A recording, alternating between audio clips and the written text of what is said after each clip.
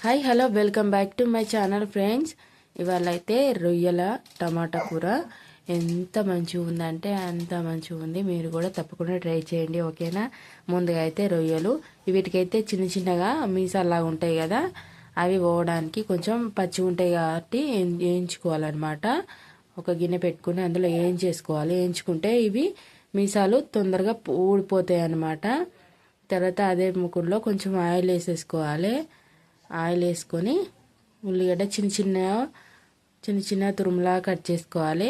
అవి కూడా వేసేసుకొని అందులో కొంచెం ఉప్పు వేసుకొని మంచిగా కలుపుకోవాలి. తొందరగా మగ్గుతాయి అన్నమాట. అందులోనే కొంచెం అల్లం వెల్లుల్లి పేస్ట్ వేసుకోవాలి. వేసుకొని మంచిగా కలుపుకోవాలి. తర్వాత అందులో పసుపు వేసుకోవాలి, కొంచెం గరం మసాలా, కొంచెం ధనియాల పొడి వేసుకోవాలి. వేసుకొని కలుపుకోవాలి.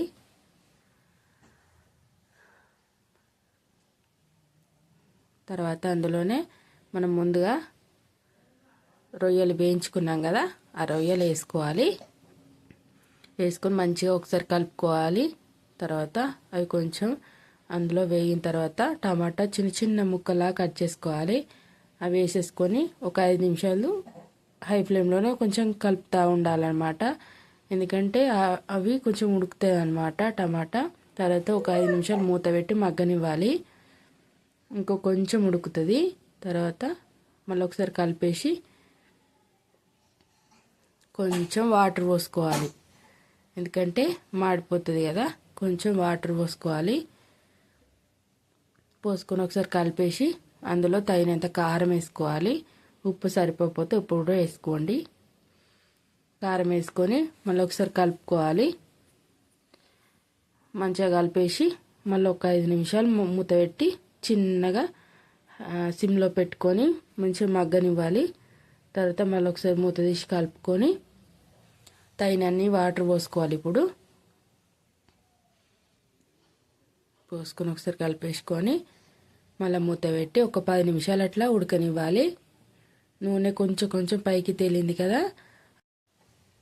ఒకసారి కలుపుకోవాలి.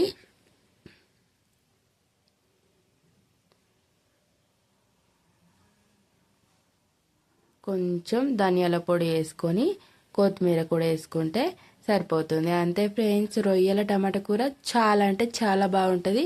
మీరు కూడా తప్పకుండా ట్రై చేయండి ఫ్రెండ్స్, ఓకేనా. మన ఛానల్ కనుక ఫస్ట్ టైం కనుక చూస్తున్నారంటే తప్పకుండా లైక్ చేయండి, షేర్ చేయండి, సబ్స్క్రైబ్ చేసుకోండి ఫ్రెండ్స్, ఓకేనా. బాయ్.